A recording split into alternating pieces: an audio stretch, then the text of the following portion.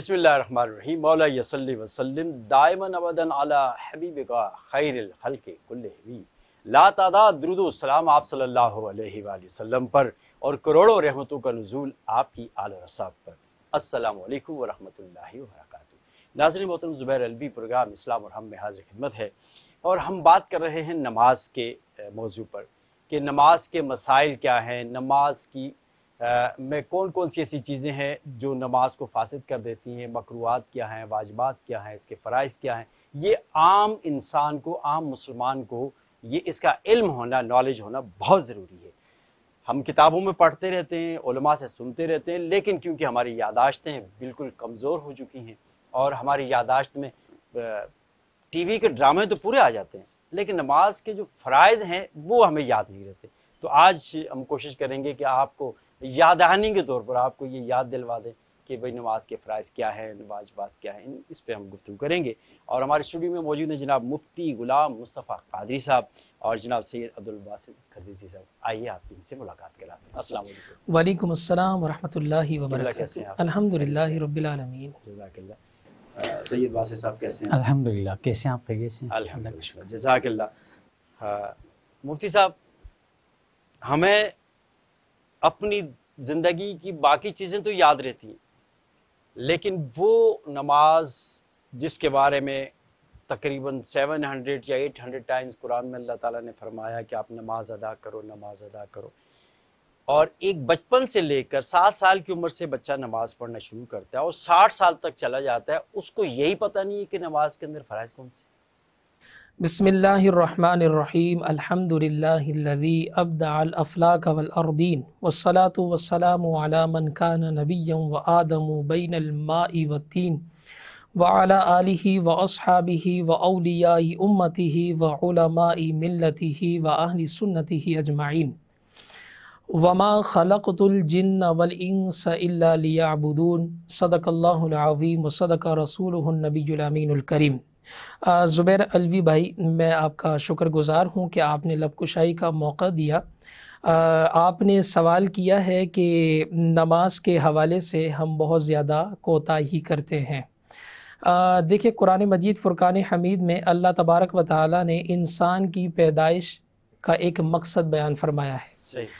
ما خلقت الجن والانس، میں نے جن و انس کو پیدا ہی نہیں کیا الا لیعبدون، سوائے اپنی عبادت کے۔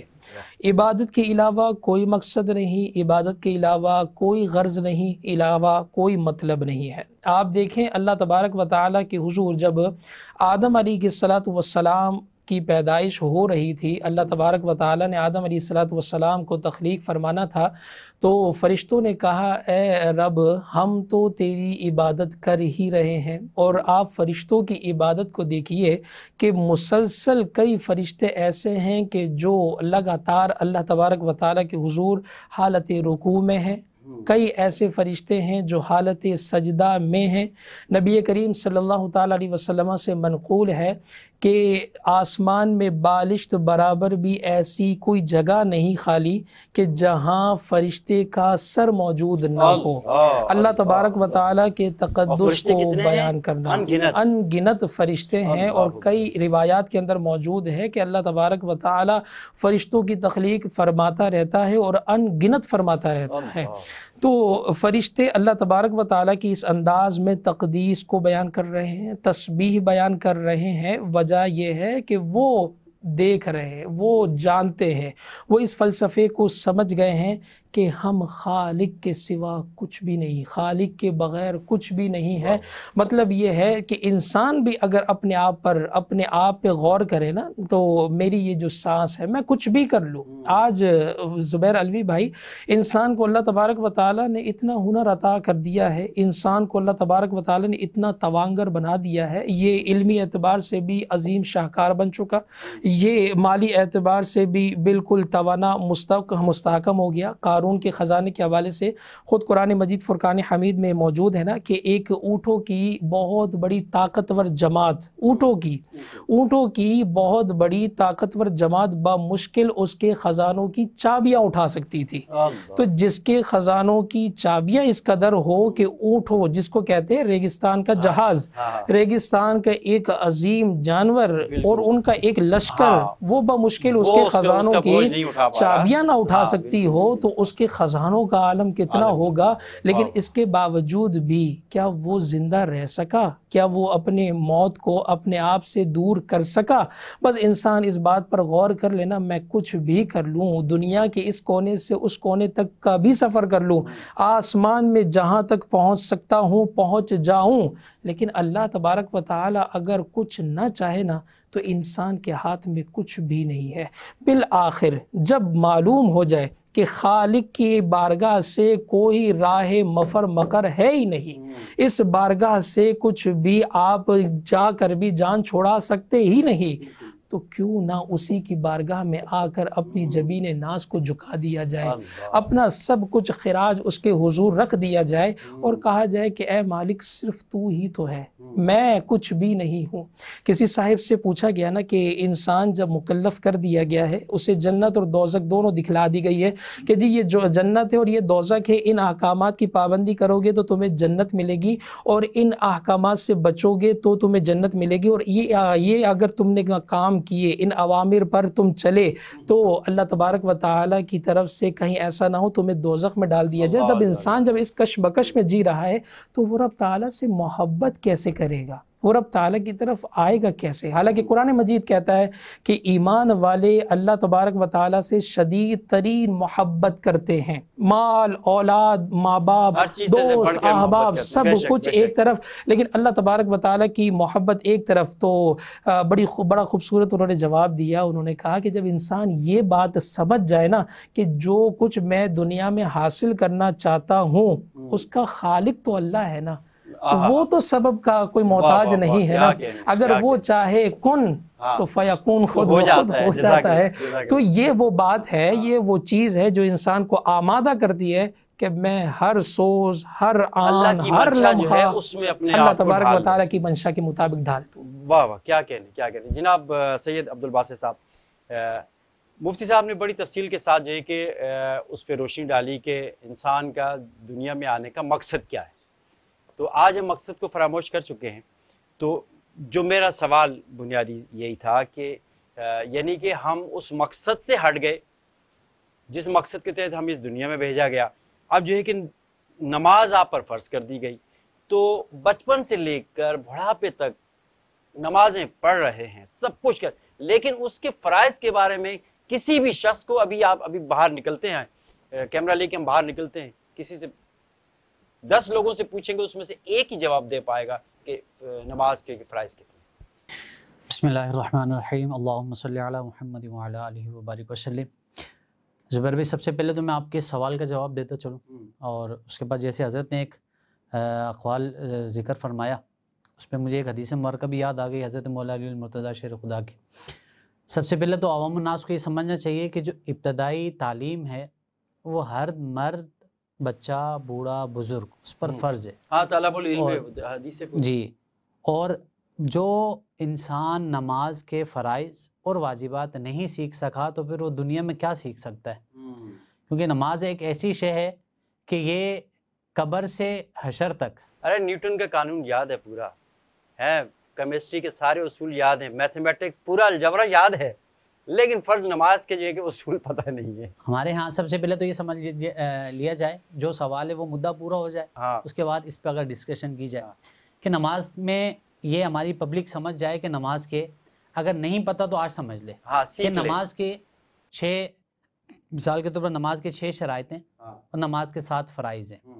یہ وہ بنیادی ارکان نماز کے ہیں کہ اگر آپ کو فرائض نماز میں سے کچھ نہیں ہیں، مطلب 7 فرائض آپ کو نہیں پتہ، ایک آپ بھول گئے ہو تو آپ کی نماز ساری فاسد ہو گئی، سب ختم ہو گئی۔ اب ان میں واجبات آ جاتے ہیں کہ نماز میں واجبات کو کیسے ادا کیا جاتا ہے۔ فرائض میں کیا ہے کہ تکبیر تحریمہ آپ نے ادا کر لی، آپ نے قیام کرنا ہے، آپ نے سجدہ کرنا ہے، آپ نے قاعدہ آخرہ کرنا ہے، آپ نے قرات کرنی ہے، یہ وہ فرائض ہیں کہ آپ ان کو آپ چھوڑ نہیں سکتے۔ اب ہمارے ہاں مسئلہ پیدا یہ ہوتا ہے کہ آپ امام کے پیچھے کھڑے ہو جاتے ہیں، آپ کھڑے ہو کے امام کی نقل تو کرتے ہیں، لیکن جب اکیلے میں نماز آپ پڑھ رہے ہیں تو اس نماز میں آپ کا فرض چھوٹ جائے تب بھی آپ سجدہ سہو کر رہے ہیں، آپ کا واجب چھوٹ جائے تب بھی سجدہ سہو کر رہے ہیں، آپ کا کوئی اور مسئلہ ہو جائے تب بھی سجدہ سہو کر کے آپ کی نماز مکمل کر رہے ہیں۔ آپ کے ذہن میں یہ ہے کہ نماز میں کوئی بھی خطا ہو جائے سجدہ سہو کرنے سے نماز آپ کی مکمل ہو جاتی ہے۔ یہ ہماری جنریشن میں ہمارے ایک پورے کراؤڈ میں کانسیپٹ بیٹھ چکا ہے۔ ایسا نہیں ہے، فرائض کو ترک کرنے والے کی نماز فاسد ہے۔ اور اچھا ریپیٹلی اس کے فرائض کو آپ دہرا دیں ذرا۔ نماز کے فرائض مثال کے طور پر جیسے میں نے ذکر کیا کہ تکبیر تحریمہ آپ جب نماز کے لیے کریں گے، واجبات میں بھی ہے اور فرض میں بھی ہے، آپ اس کو ادا کریں گے تو آپ کا یہ ایک واجب آپ کا ادا ہو جاتا ہے۔ اس کے بعد قیام کرنا یہ فرض ہے۔ مثال کے طور پر آپ نے اگر قیام نہیں کیا تو آپ نے ایسے ہی بغیر قیام کے آپ چھوڑ دیتے ہیں تو آپ کا فرض ہی قضا ہو جائے گا، آپ کی نماز ادا نہیں ہوگی۔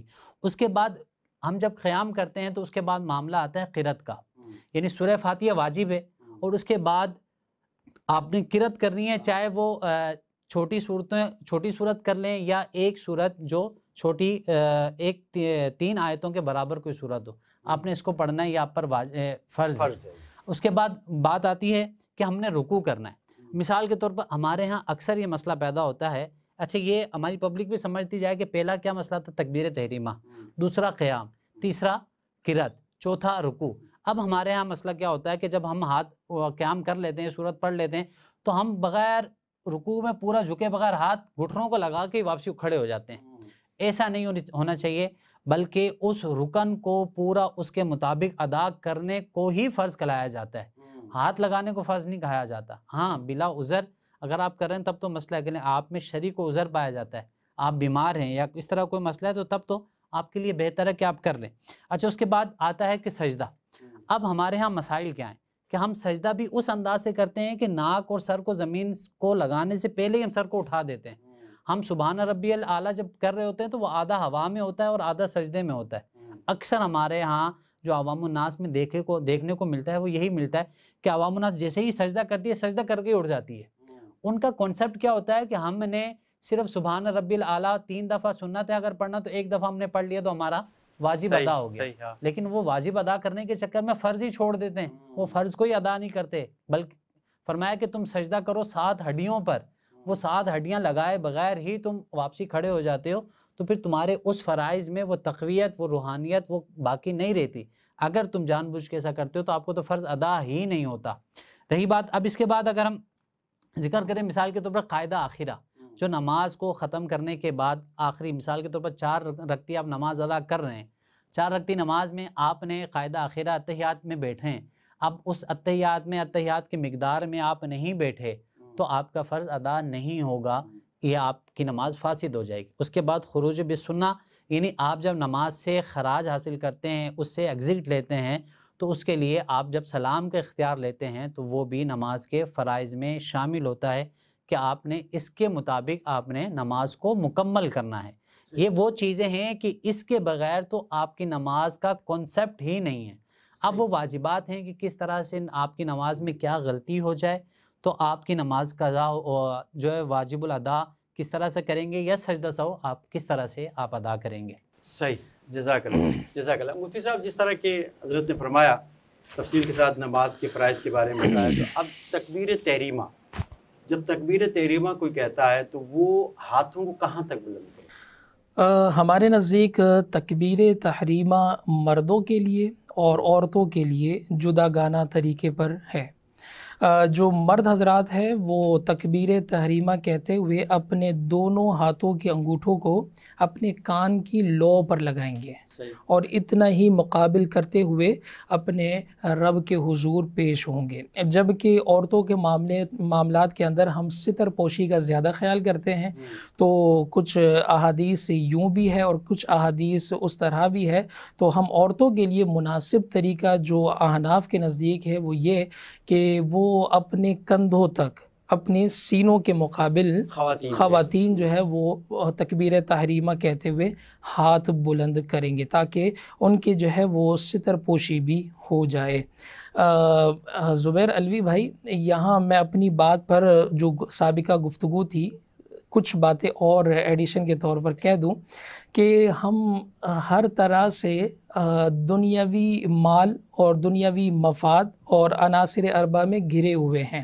ہمیں اگر کچھ نظر آتا بھی ہے تو وہ صرف دنیا کا مال پیسہ ہے، دنیا کی نعمت ہے جس کے بارے میں خود قرآن مجید فرقان حمید میں ارشاد ہوتا ہے کہ یہ فانی ہے، یہ اسے بقا نہیں ہے۔ نبی کریم صلی اللہ تعالیٰ علیہ وسلم نے حضرت علی رضی اللہ تعالیٰ عنہ سے کہا تھا کہ اے علی، تمہاری جانب سے، تمہاری طرف سے، تمہارے ذریعے سے کسی ایک کو بھی اگر ہدایت مل جائے نا، یہ تمہارے لیے سرخ اونٹوں سے بہتر ہے۔ سرخ اونٹ یہ اونٹوں کی اعلیٰ قسم ہے، یہ اعلیٰ قسم ہے۔ جی ہاں، یہ اعلیٰ قسم، اونٹوں کی اعلیٰ قسم ہے۔ یوں سمجھ لیجئے کہ آج کے دور میں اگر اونٹوں پر سواری نہیں ہوتی، ہم دیگر ذرائع استعمال کرتے ہیں، تو آج کے دور میں جو سب سے بہترین گاڑی ہوگی وہ اس وقت کا سرخ اونٹ ہے۔ تو یوں کہا جا سکتا ہے کہ آج کی سب سے اعلیٰ گاڑی کے مقابلے میں بہتر وہ ہے کہ بندہ اپنی جانب سے تبلیغ میں لگ جائے۔ یعنی میں کہنا یہ چاہ رہا ہوں کہ دنیا کی ساری نعمت ایک طرف، رسول اللہ صلی اللہ تعالیٰ علیہ وسلم نے ہمیں جس طرف مبذول کروایا، ہماری توجہ جس طرف دلائی ہے وہ اخروی ثواب ہے۔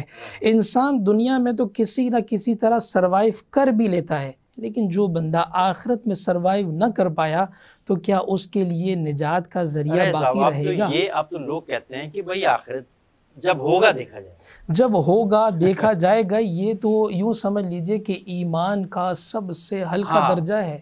بولے بس ٹھیک ہے، جو ہوگا دیکھا جائے گا۔ بعض قرآن مجید فرقان حمید میں واضح طور پر کہا گیا کہ وزن حق ہے، تمہارا دوبارہ سے اٹھایا جانا یہ حق ہے۔ اللہ تبارک ایمان ہے، اس کے بغیر تو بندہ مومن ہی نہیں ہو سکتا۔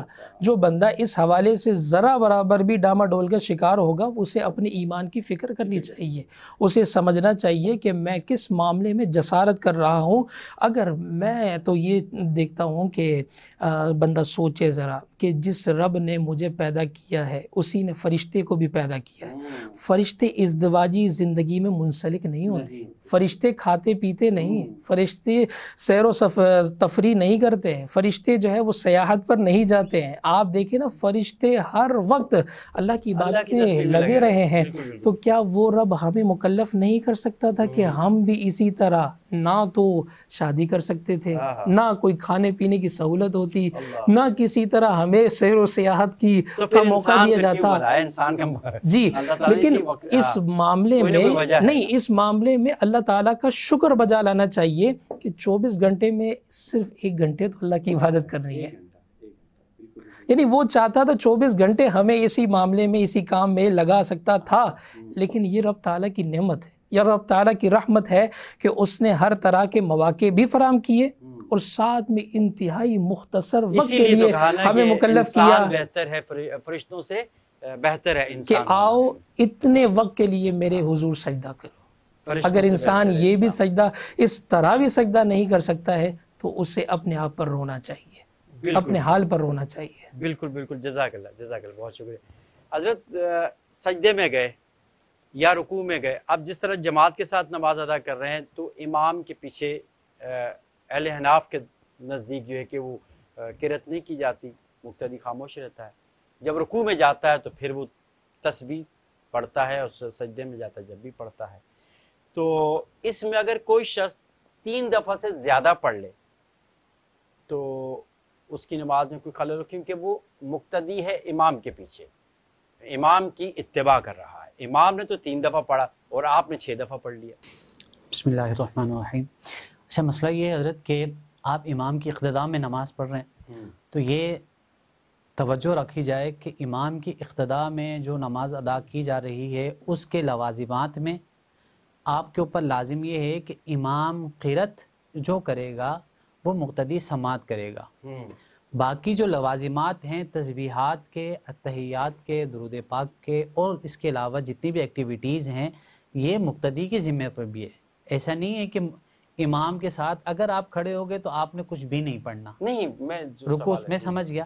اچھا اب اگر کسی مقتدی نے 3 سے زائد مرتبہ کوئی تسبیح پڑھ لی تو اس میں شرعی کوئی عذر نہیں ہے، اس کو اس کا ثواب ضرور ملے گا. ہوتا یہ ہے کہ کچھ علماء یا ائمہ حضرات کا رکوع کرنے کا اور سجدہ کرنے کا طریقہ کار الگ ہے. مثال کے طور پر کچھ علماء وہ کچھ طویل ٹائم تک ان کا رکوع ہوتا ہے یا سجدہ ہوتا ہے. اب جو ینگ جنریشن ہے، ینگسٹرز ہیں، اب انہوں نے پڑھ لیا ایک دم سے سبحان ربی العظیم سبحان ربی العظیم سبحان ربی العظیم. اب یہ آن دا وے، یعنی آپ 2 سیکنڈ سے بھی کم میں آپ نے 3 مرتبہ تو پڑھ لیا. اب امام صاحب پوری پبلک کو دیکھتے ہوئے، مثال کے طور پر انہوں نے بزرگ بھی دیکھنے، جوان بھی دیکھنے. ٹھیک ہے، جزاک اللہ. آپ کا جواب آ گیا. جی حضرت بس جلدی سے وائنڈ اپ کرنا. جی ایسا ہی ہے کہ اگر کسی شخص نے امام کے ساتھ زیادہ تسبیحات پڑھ لی 7 مرتبہ 12 مرتبہ تو اس میں کسی طرح کا کوئی مذائقہ نہیں ہے، بلکہ اجر و ثواب کا مستحق ہی ہوگا. نبی کریم صلی اللہ تعالیٰ علیہ وسلم سے 3 مرتبہ بھی تسبیح پڑھنا ثابت ہے، 7 مرتبہ بھی ثابت ہے، اور 12 مرتبہ بھی پڑھنا ثابت ہے. جزاک اللہ، بہت شکریہ. ناظرین، اس پروگرام میں بھی ہم نے کوشش کی نماز کے موضوع پر، نماز کے فرائض کے بارے میں ہم بات کریں، اور کوشش ہماری جاری ہے. امید کرتے ہیں کہ انشاءاللہ ہم اس میں کامیاب ہو جائیں گے. اپنے میزبان زبیر الوی کو اجازت دیجیے. فی امان اللہ.